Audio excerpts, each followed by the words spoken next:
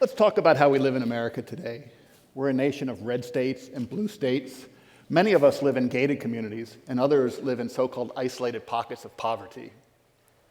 We've gerrymandered our school districts such that it often takes a federal court order to bring about integration in our schools. And we all realize that this separation is harmful. There's an achievement gap.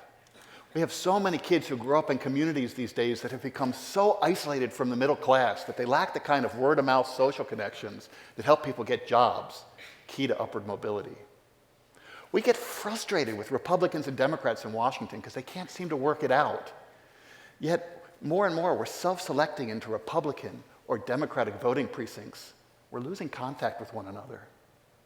And in the wake of some of these horrific shootings, we learn time and again that policemen won't, or worse, can't afford to live in the communities that they patrol. And this is really, really puzzling to me, because 61 years ago in Brown versus the Board of Education, we seem to have decided once and for all that separate wasn't equal. But of course, things are cyclical, and trends have counter-trends. And after 50 years of disinvestment, our urban and inner-ring suburban neighborhoods are coming back. Millennials and boomers alike are returning to urban spaces that are more walkable, more diverse, and seemingly more authentic. And this is largely good. But we also know the underside of that. When gentrification happens, people who stayed or who were left behind are priced out. Mom and pop shops yield to chain stores. Then all of a sudden, the things that people come back for have been displaced, replaced, and in many cases even erased. So I'm here to ask you a question. What if there were another way? What if there were a way to reinvest in our undercapitalized communities without displacing, replacing, or erasing the core of what was there? And what if we could do it in a way that inspired the people who stayed to welcome and embrace the new rather than fearing and resenting it? Well, I'm here to tell you that right here in Charlottesville, Virginia, we're doing just that. And the story of how we're doing it starts with Marion. See, Marion and her husband George, about 10 years ago, were living in their trailer in the Sunrise Park trailer court, living a quiet existence where they had raised their children, mostly keeping their heads down, taking soup to their neighbors when they were sick, staying out of politics. In fact, Marion's nickname from the time that she was a high school student was Mouse, as in quiet as a church mouse. But one day, their lives were turned upside down when rumor spread that the trailer park had been sold. So they joined their neighbors at the local elementary school to hear a presentation from the developer. And sure enough, he confirmed their worst fears. He was going to convert Sunrise into luxury condos. Marion and her neighbors would have just a couple of months to dispose of their trailers and leave the premises. There would be no place in Sunrise for Marion. No place in her home of 35 years. Well, the way Marion described that moment, something in her just snapped. She went out into the hallway, she buttonholed the architect, and she told him in a voice that even she didn't know she had, "Over my dead body are you going to do this to me and my neighbors?" The mouse roared. And it was here that Marion's and my story begin to overlap. See, I watched from a distance as Habitat for Humanity of Greater Charlottesville purchased the contract from that developer and told the residents that they could stay for the rest of their lives affordably.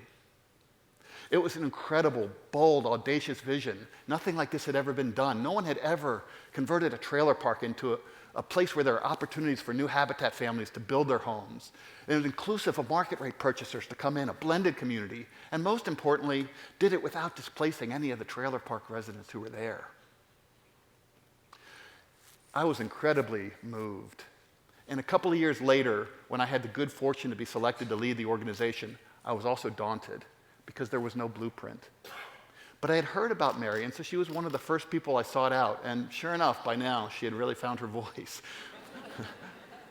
First thing she told me was, "You better keep your promise, mister." And then she explained to me that the mouse had become the mayor of Sunrise. Self-elected, of course. But she also extended her hand to help. And so we set out to figure out how to do this. And because there was no blueprint, we really didn't know where to start, but we're in the South, right? So we figured that step one had to start with food. So we organized potlucks, and we brought in longtime Sunrise residents to meet with new folks coming into the community. And at first, it was like an 8th grade dance. You know what I'm talking about, right? On one side, you had the Sunrise folks. On the other side, new folks coming in. But it didn't take long for the ice to break. And after a couple of weeks of sharing stories and dreams and aspirations of what they want their community to be like after redevelopment, it was really magical. And this sense of shared purpose, this sense of common destiny really carried the day during the planning process. And on the day that we broke ground, 200 people from across this community and across the nation came to help us frame the first 6 homes in 48 hours. And this was waiting for us. See, Marion had gotten up at 3 o'clock that morning, handmade this sign welcoming us and thanking us for being our brother's keepers. Can you imagine what we felt that day? We were saving these folks from homelessness or worse. And we were creating this new kind of inclusive development, almost utopian. And that sense of common purpose, it continued day after day as volunteers poured on the job site. And we built those homes in record time. And when people moved in, it was glorious. Folks from all walks of life came together and shared stories and shared recipes on their porches and looked over each other's children as they came off the bus stop. And part of me wishes the story ended right there. Because you see, after about 6 months, the neighborhood began to experience its first little bit of conflict. Now, this was normal, everyday garden variety stuff, the stuff that every community goes through. One day, a vandal came and broke a window, and another day, there was a disagreement about childhood supervision. And that didn't surprise us. But the fact that this community, that for 40 years, had had a lot of challenges and problems, but had been largely autonomous and self-sufficient, the fact that folks came to us to solve problems really gave us pause. After all, we're Habitat for Humanity. We're part of a global housing mission that has worked side by side with more than 5 million people around the world to help them build their homes. And in almost every case, home ownership has been a pathway out of poverty and toward independence. But now that our model had shifted a little bit, we were worried that that kind of autonomy might be shifting as well. Now, I don't want to make too much of this. Sunrise is thriving. It's a neighborhood of front porches and back porches and open space for the community to use. There's virtually no crime. Kids are doing great in school. But we vowed, because of that experience, that we were going to work a little bit more every time we redeveloped a community to help communities achieve autonomy at every level. We've now been part of building 5 mixed-income communities in this area. And in every case, we've gotten a little bit better at moving from savior to partner, learning when to intervene and when to step back and let communities stand on their own. And this is important because in the future is this area's and one of this country's greatest opportunities yet to get it right, to achieve something that's kind of the holy grail for planners, and that's large-scale, neighborhood-level integration. See, in 2007, we purchased the Southwood trailer park and made a very similar non-displacement pledge to the residents there. Southwood is huge. It's 120 acres. It's 1,500 people. It's the biggest so-called pocket of poverty in this area. And we set about working with the Southwood residents in many of the same ways that we worked with the Sunrise residents. I'll give you an example. About a year after we purchased Southwood, a wonderful community partner came to us and said, we got a grant and we want to do something great for the Southwood folks. And we said, awesome, what would you like to do? And they said, well, what do they need? And we said, well, everybody needs fresh vegetables, right? And we had been really inspired by a bunch of community gardens that we had seen in low-income communities around the nation. And so we said, great, let's build a community garden. So they organized volunteers, we organized volunteers, built a wonderful community garden. And guess what happened? Nothing. Nobody used the garden. And we got frustrated. And we felt a little bit taken advantage of. We had sweat every day to build this garden, to provide something that we thought they needed. And they weren't taking advantage of it. And at first, we saw it kind of as a marketing problem. How do we get people to use this garden? And so we posted signs and we handed out flyers and we had a sign-up sheet in the community center. And it wasn't until a couple of years after that, I had the good fortune to run into Rapunzel Irving, who's known as a kind of community truth teller at Southwood. And I said, Rapunzel, why doesn't anyone use the garden? And she said, well, Dan, we love to garden, but we do it right at our trailers. And I said, we don't have a marketing problem. we have a relationship problem. In our zeal to save the folks, to provide for something that we thought that they didn't have, we made assumptions about what they needed, and worse yet, we didn't even ask. And so we reframed how we are in that community.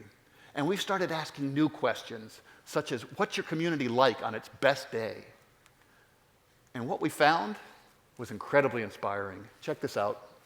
This is the scene from a community potluck around back-to-school night a few years ago. 1,000 of the 1,500 residents of Southwood showed up for that.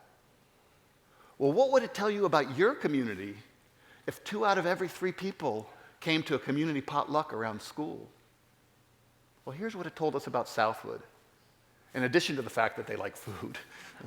I know it's right before lunchtime, so I keep mentioning food. I hope that's not making your stomachs grumble too much. But it also told us that Southwood was a community of people who liked each other, that valued family and education and had hopes for a better future. And we said to ourselves, we can build on that. We can't build on leaky trailers or potholes or failing septic systems, but we can build on this sense of community spirit and hope for the future. And so we completely reframed our approach.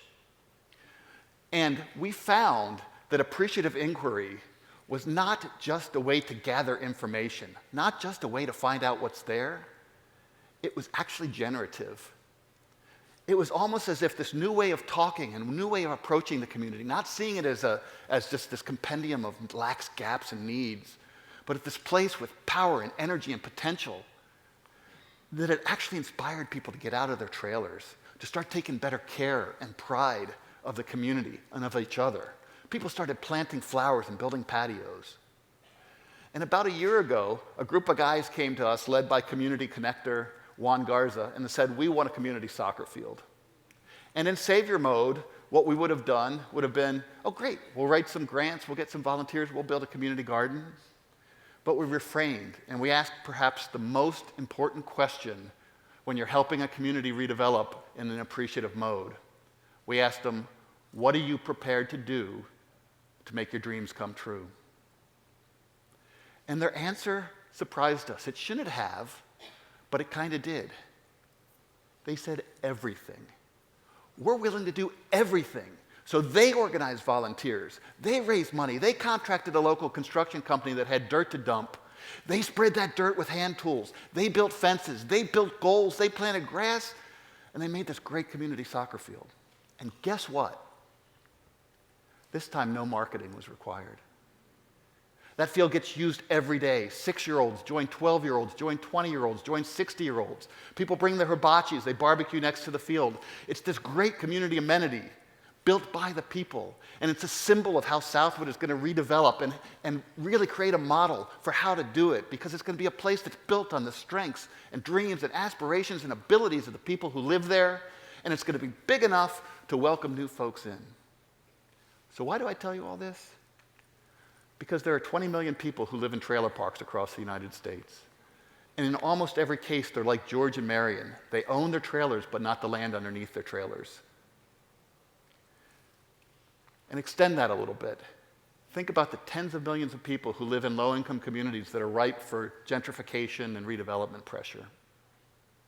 Well, at Habitat for Humanity of Greater Charlottesville, we believe that seeds of those communities' transformation are already in place. They're Marion and Rapunzel and Juan. And we reject the notion that those seeds should be made to blow around in perpetuity. See, we set out to do something different. We set out to shelter the folks at Sunrise from displacement, homelessness, and worse. We set out to create a place that created opportunities for new Habitat partner families to move in and join the community. And it was big enough for more folks, market rate people, a diverse clientele to come in and make Sunrise really incredible and unique. But we also set out to create this kind of national template that could be exported to Albuquerque or Des Moines or Dubuque or Chicago or Philadelphia or anywhere there's another community facing a similar existential crisis. And what we found is that there really is no one template. Every community has its own hopes and dreams and abilities, its own kit of parts. But here's what we found that's absolutely inviolate. To do it right, to really create neighborhood-level integration in a sustainable way, you have to make the first commitment to non-displacement. Because once you do that, you'll find the Marians and the Rapunzels and the Wands, because they're in every community. And you'll light a fire in them that inspires them to take command of the transformation of their own community. And you'll give them mental space to open up their community to welcome and embrace new people moving in. And together, we'll be able to push back against 50 years of resegregation in this country. In communities that aren't segregated by race or age or income or political affiliation. We'll be able to restoke the embers of American democracy by creating places where it doesn't matter if you're rich or poor, old or young, black or white, Republican or Democrat, daughter of the American Revolution or recent immigrant. We'll be able to create places that are as bold and authentic and diverse and full of potential as America itself. Thank you very much.